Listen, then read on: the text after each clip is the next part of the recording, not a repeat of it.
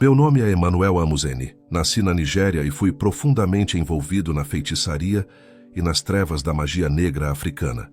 Esse caminho me consumiu por completo, levando-me a um mundo de engano e destruição.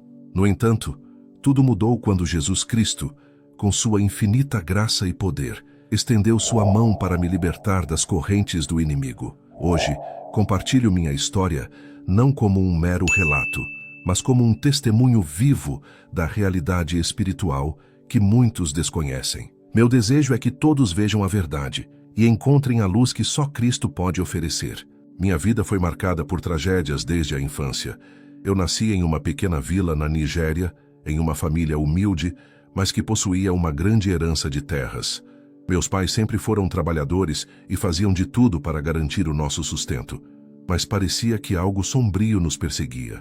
Tudo começou quando meu pai ficou doente de repente. Ele era forte, saudável, nunca havia tido nenhum problema grave de saúde, mas do nada começou a definhar. Nenhum remédio fazia efeito, nenhum tratamento ajudava. Eu via o desespero nos olhos da minha mãe. As pessoas ao redor diziam que aquilo não era normal. Falavam de bruxaria, de maldição. Eu era só uma criança, mas sentia que algo muito ruim estava acontecendo. Então, do dia para a noite, meu pai morreu.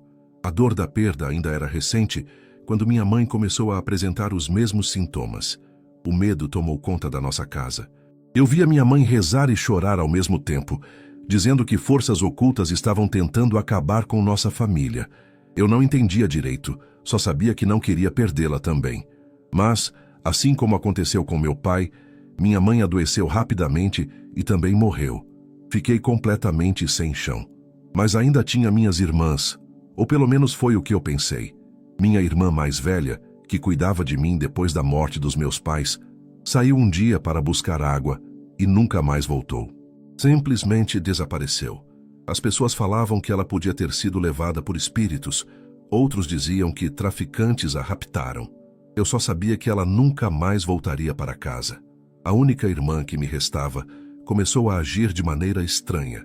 Primeiro, eram apenas conversas sozinhas, depois risadas sem motivo, até que ela passou a gritar e chorar sem controle. No começo, pensei que era apenas o luto, mas com o tempo, percebi que algo muito pior estava acontecendo. Ela começou a perder completamente a noção da realidade, não me reconhecia mais, murmurava palavras estranhas e passava o tempo todo balançando o corpo de um lado para o outro. Então um dia, a levaram embora. Disseram que ela estava louca e que precisavam trancá-la em algum lugar. Eu tinha apenas 13 anos quando me vi completamente sozinho no mundo, sem pai, sem mãe, sem irmãs, sem ninguém para me proteger. As terras que antes pertenciam à minha família foram tomadas, e eu fui deixado para trás. Comecei a vagar pelas ruas sem destino, sentindo fome, frio e medo. Dormia onde conseguia, me escondia dos perigos, sem saber quanto tempo mais conseguiria sobreviver. O medo era meu companheiro constante. O tempo todo eu me perguntava, será que eu era o próximo? Será que eu também desapareceria? Ou enlouqueceria como minha irmã? Será que minha família realmente tinha sido amaldiçoada? O pecado ronda como uma fera, esperando o momento certo para atacar. E quando tudo parece perdido, é fácil cair no desespero. Mas será que há uma saída? Será que ainda existe esperança para quem foi cercado pelo mal desde a infância? Bem, depois de perder toda a minha família, pensei que estava condenado a viver sozinho pelo resto da vida. Mas, quando já não tinha mais forças para continuar, uma família amiga me acolheu. Pela primeira vez em muito tempo, senti que tinha um lar de novo. Eles me deram comida, um lugar para dormir e, mais do que isso, me deram carinho. Depois de tanto sofrimento, eu finalmente senti o calor de uma família novamente. Mas essa sensação durou pouco. Um dia, sem aviso, eles sofreram um acidente e morreram. De uma hora para outra, me vi sozinho mais uma vez. A dor voltou com força total, e a pergunta que me atormentava não saía da minha cabeça. Por que todos ao meu redor estavam morrendo? Será que eu carregava algum tipo de maldição? Sem ter para onde ir, me aproximei de uma igreja. Eu via as pessoas cantando, orando, falando de fé, e no fundo eu queria acreditar que aquilo poderia me ajudar. Mas a verdade é que eu não conhecia Jesus de verdade. Eu frequentava os cultos, ouvia as pregações, mas tudo parecia distante. Eu não sentia nada dentro de mim. Não conseguia entender por que todos pareciam tão felizes, enquanto eu só sentia um vazio. Foi nesse período que conheci Alice. Ela era diferente de todas as pessoas que eu já havia conhecido. Tinha um jeito misterioso, um olhar intenso, e parecia saber coisas que ninguém mais sabia. Ela logo percebeu que eu carregava muitas dores, muitas perguntas sem resposta, e, ao invés de me falar de Deus, me apresentou um caminho diferente. Alice me contou que existiam forças além do que os olhos podiam ver.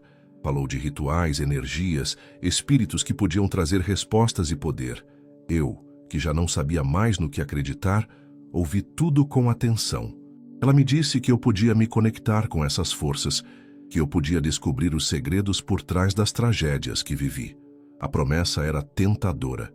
Se aquilo fosse verdade, talvez eu finalmente entendesse por que minha família havia sido destruída.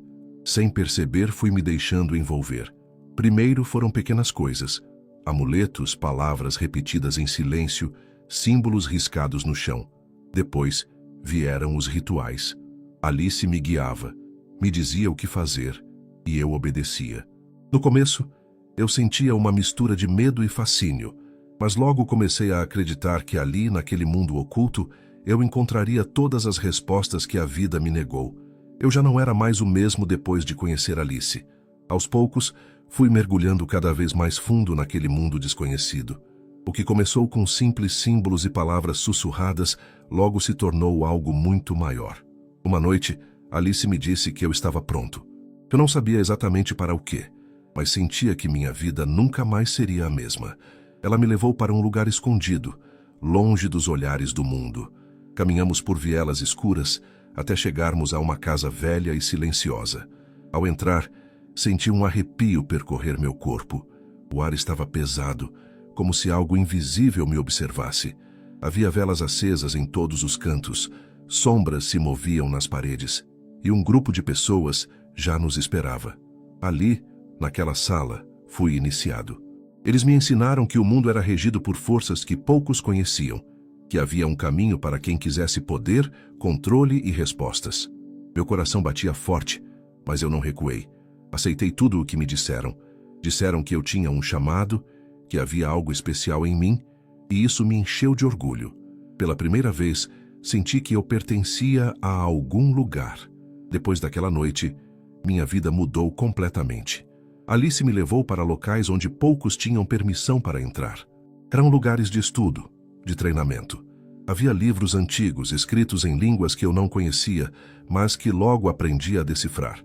Cada página revelava segredos escondidos, promessas de poder, de uma força que ia além do que qualquer um poderia imaginar. Eu aprendi rituais, fórmulas, palavras que faziam as coisas acontecerem. Descobri que o mundo físico era apenas uma parte da realidade e que havia forças invisíveis ao nosso redor o tempo todo. E mais assustador ainda, aprendi a manipulá-las. Com o tempo comecei a sentir os efeitos do que me ensinaram. Minha percepção mudou. Minha presença causava impacto. Olhares se voltavam para mim quando eu entrava em algum lugar. Eu sabia coisas que não deveria saber. E, acima de tudo, eu sentia algo crescendo dentro de mim. Algo que me fazia acreditar que eu estava me tornando poderoso. Mas, no fundo, havia um medo que eu não conseguia explicar. Eu via coisas que os outros não viam. Sentia presenças ao meu redor, mesmo quando estava sozinho. Meu sono já não era mais tranquilo, mas naquele momento eu não me importava. Eu tinha ido longe demais para voltar atrás. Eu já não era mais o mesmo. Algo dentro de mim havia mudado. Eu sentia uma força que não era minha, algo que pulsava em minha carne como se fosse uma segunda vida dentro de mim. Não era apenas conhecimento ou habilidade, era algo físico, algo real. Eu havia sido marcado. Em uma noite sombria, fui levado para um ritual diferente de tudo o que já havia presenciado. O ar era pesado. O cheiro de sangue e enxofre impregnava minhas narinas. Eles me disseram que eu estava pronto para dar o próximo passo. Eu não sabia exatamente o que esperava, mas sentia que não havia mais volta. Fui colocado no centro de um círculo e os mais antigos se aproximaram. Em suas mãos, pequenos objetos brilhavam à luz das velas. Não eram joias comuns. Eram instrumentos de poder, talismãs vivos. Eles os pressionaram contra minha pele, e a dor foi insuportável. Senti algo entrando em mim, se fundindo com meu corpo. O fogo percorreu minhas veias, e um grito preso em minha garganta ecoou na escuridão. Naquela noite eu nasci de novo. Quando abri os olhos, tudo parecia diferente. Eu podia ouvir sussurros mesmo quando ninguém falava. Eu olhava para as pessoas e sabia o que estavam pensando. Se alguém me enfrentasse, um simples olhar era suficiente para fazê-lo tremer. Eu testei meus novos poderes de formas que me arrependo até hoje. Descobri que um desejo meu podia causar dor, sofrimento, até mesmo destruição. Com o tempo, as missões começaram. Eu já não era apenas um aprendiz, eu era um enviado. Minha tarefa era clara: infiltrar, enganar, destruir. As igrejas eram meu campo de batalha. Não precisava de armas, eu tinha algo muito mais perigoso. Eu entrava sorrindo, fingindo ser um deles, mas por dentro meu propósito era outro. Eu semeava discórdia, lançava dúvidas, enfraquecia os líderes. Onde eu passava, pessoas se afastavam da fé, casamentos eram destruídos, ministérios desmoronaram. Eu via crentes sendo consumidos pelo medo e pela dúvida, sem saber de onde aquilo vinha. Mal imaginavam que eu estava entre eles, que minhas palavras eram veneno, que meus pensamentos tinham força suficiente para paralisar suas orações. Eu me tornava mais forte a cada fracasso deles. Meu sucesso me levou a subir na hierarquia. Os mestres me observavam com orgulho. Eu era eficiente, frio, preciso. Eles me deram novas missões, cada vez mais perigosas. Eu fui enviado para destruir vidas, literalmente. Existiam alvos, pessoas marcadas para morrer. Às vezes, tudo o que era necessário era um pequeno ritual. Outras vezes, exigiam sacrifícios maiores. E eu nunca recusava. Eu sentia prazer no poder que possuía, mas junto dele vinha algo que eu não conseguia nomear. Algo que me assombrava nos momentos de silêncio. Eu via sombras onde não devia haver nada. Ouvia sussurros mesmo quando estava sozinho. E às vezes, quando olhava no espelho, não reconhecia quem me encarava de volta. Mas eu não podia parar. Eu já estava muito envolvido. Eu era um deles. Eu já não era apenas um aprendiz. Eu havia me tornado uma peça fundamental em algo muito maior do que eu podia imaginar. Minha missão agora não era apenas aprender ou executar rituais, mas espalhar o caos, infiltrar-me nos lugares mais inesperados e levar aqueles que buscavam a verdade para caminhos de destruição. E qual lugar melhor para isso do que dentro da própria igreja? A primeira vez que entrei em uma igreja como agente infiltrado, senti uma onda de repulsa percorrer meu corpo. O ambiente parecia denso, mas eu já sabia como agir. Eu sorria, falava palavras bonitas, fingia buscar a Deus e logo me tornei alguém querido por todos. Eu era aquele jovem dedicado, sempre presente, sempre disposto a ajudar. Ninguém suspeitava que, por trás do meu olhar gentil, havia uma mente treinada para enganar, dividir e destruir. A estratégia era simples: criar confusão onde deveria haver unidade. Durante os cultos, eu observava atentamente, identificava os pontos fracos, aqueles que estavam passando por crises, os que se sentiam deslocados, inseguros. Eu me aproximava, oferecia amizade e, aos poucos, plantava sementes de dúvida. Você já percebeu que o pastor favorece alguns mais do que outros? Por que será que suas orações não são respondidas? Talvez Deus não se importe tanto assim com você. E assim, com frases sutis, um coração antes cheio de fé começava a se encher de incertezas. Havia também os líderes. Muitos pastores eram homens bons, mas também eram humanos, suscetíveis a orgulho, inveja e desejos ocultos. Meu trabalho era alimentar suas fraquezas. Me aproximava deles, os enchia de elogios, fazia-os acreditar que eram superiores aos outros. E, pouco a pouco, eles caíam. Alguns começaram a se sentir intocáveis, outros se tornaram avarentos, e alguns passaram a cobiçar coisas que antes jamais imaginariam. Quando o líder se corrompia, toda a igreja sofria. Divisões surgiam, fofocas se espalhavam, e o rebanho se dispersava. Mas nem sempre precisávamos esperar que eles caíssem por conta própria. Havia métodos mais diretos. Enviávamos pessoas treinadas para seduzi-los, mulheres e homens que conheciam os pontos fracos de cada um. Era um jogo sujo, mas eficaz. Um pastor envolvido em pecado perde sua autoridade espiritual. Seu coração se torna frio, suas orações perdem poder e a igreja se torna vulnerável. Eu vi isso acontecer muitas vezes. Vi igrejas inteiras desmoronando porque seus líderes haviam se entregado à corrupção. Mas a manipulação não se limitava às igrejas. Havíamos aprendido que o lugar mais fértil para plantar nossas sementes era dentro das escolas. Crianças e jovens são como barro, fáceis de moldar. E ali, longe dos olhos atentos de pais e responsáveis, tínhamos total liberdade para agir. Tudo começava de maneira inofensiva. Um grupo popular, um círculo seleto de amigos que pareciam diferentes uns dos outros. Eles eram confiantes, tinham algo especial, algo que atraía olhares e despertava curiosidade. Para muitos, entrar nesse grupo era um privilégio, uma oportunidade única. Mas havia um preço. Primeiro, pequenos desafios.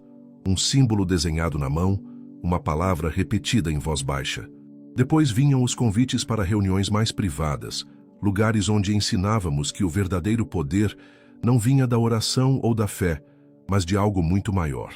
A promessa era sempre a mesma: poder. Você quer ser respeitado? Você quer que seus pais parem de te controlar? Você quer que aquela pessoa especial se apaixone por você? Tudo isso pode ser seu, basta dizer sim. E a maioria dizia. No começo, os rituais pareciam brincadeiras, mas logo se tornavam algo mais sério. Pactos eram feitos, pequenas oferendas eram exigidas. Quando percebiam, já estavam presos. Já haviam cruzado um limite invisível do qual não podiam mais voltar. Eu vi muitos caírem assim.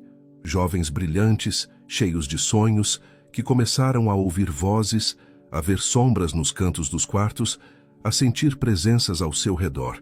Alguns tentavam escapar, mas já era tarde demais. O medo os consumia. Se tentassem contar para alguém, ninguém acreditaria. Isso é coisa da sua cabeça. É só uma fase. E assim, afundavam cada vez mais. Dentro das igrejas, a influência dos jovens recrutados se espalhava como um veneno. Eles questionavam doutrinas, desafiavam líderes, criavam grupos paralelos onde ensinavam verdades distorcidas. E o mais assustador é que, muitas vezes, ninguém percebia. Muitos desses jovens eram vistos como promissores, inteligentes e cheios de potencial. Mas por trás da fachada, seus corações já pertenciam a algo que eles próprios não entendiam completamente. Eu vi pessoas sendo arrastadas para o abismo sem nem perceberem. Eu via os resultados das minhas ações e, por um tempo, me orgulhava delas. Eu achava que estava no controle, que era eu quem manipulava os outros. Mas, no fundo, eu também era apenas uma peça em um jogo muito maior. Um jogo onde as regras eram feitas por forças que eu mal compreendia. E então, algo começou a mudar. Eu comecei a sentir que, apesar de todo o poder que me cercava, havia algo maior do que tudo aquilo. Algo que não podia ser manipulado, corrompido ou destruído. Eu comecei a perceber que, por mais que tentássemos, sempre havia aqueles que resistiam. Pessoas que, mesmo cercadas por todo o mal, permaneciam firmes, inabaláveis. E foi então que comecei a me perguntar: o que os tornava diferentes? Por que alguns caíam tão facilmente, enquanto outros pareciam intocáveis? As respostas viriam mais tarde, mas naquele momento, tudo o que eu sabia era que meu mundo estava prestes a desmoronar. Eu só não imaginava o quão terrível isso seria. Eu pensava que estava no auge do meu poder. Cada missão bem-sucedida me fazia sentir invencível. Eu entrava nas igrejas sem ser percebido, manipulava pastores, desviava congregações inteiras e recrutava jovens promissores para as trevas. Mas o verdadeiro preço desse poder começou a se revelar de formas que eu nunca poderia imaginar. Havia uma hierarquia invisível regendo tudo. Eu não apenas servia às forças do oculto, eu era possuído por elas. Satanás não apenas nos observava, ele nos comandava diretamente. Todas as noites rituais eram realizados e nós éramos forçados a comparecer. Em reuniões secretas, ele se manifestava em formas terríveis, às vezes como uma sombra gigantesca que fazia o chão tremer, outras vezes como uma figura de olhos flamejantes que falava sem mover os lábios. O medo era esmagador. Ele escolhia suas vítimas com precisão, apontando para aqueles que deveriam ser destruídos. Nenhuma escolha era nossa.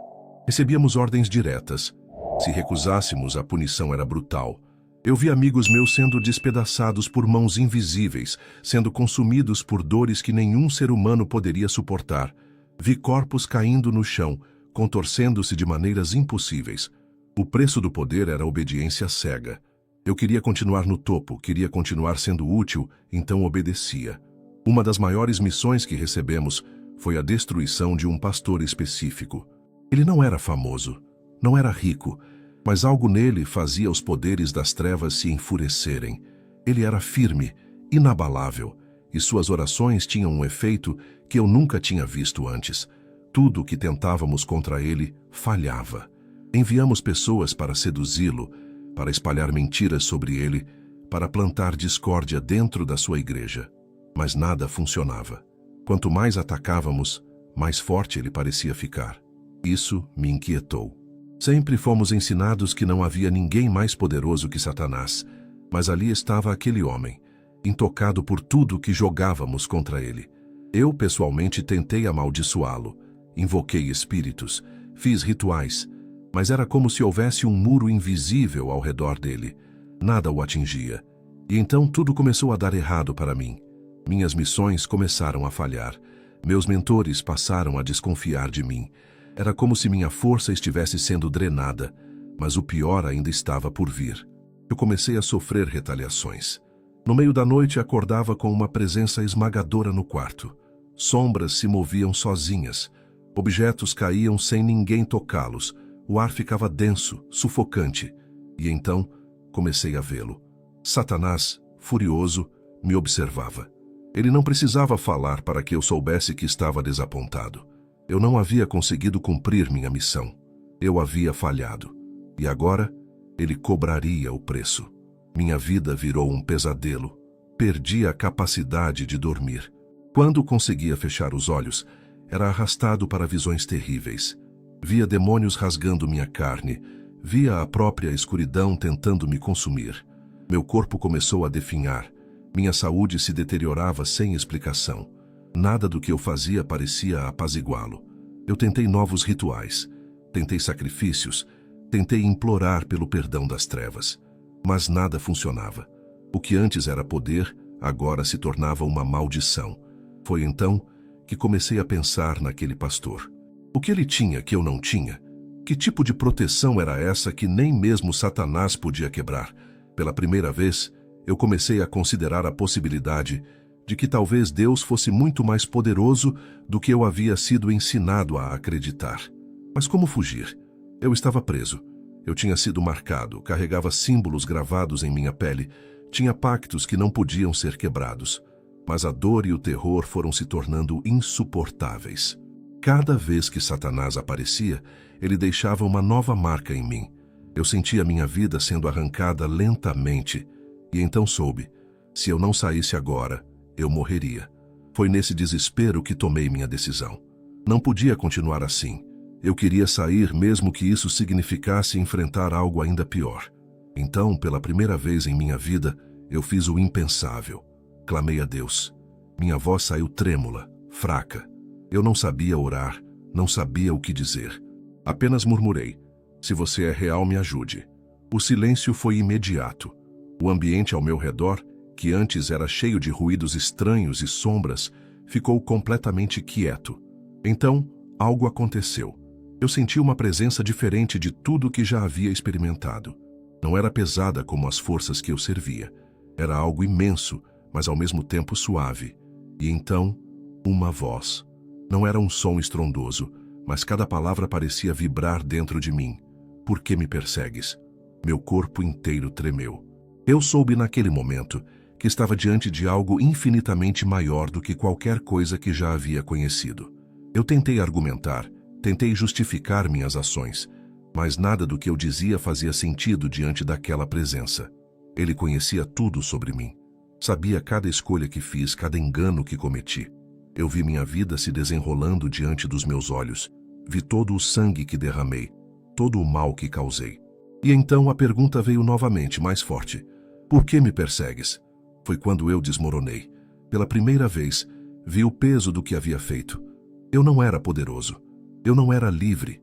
Eu era um escravo, escravizado pelas trevas, enganado a vida inteira.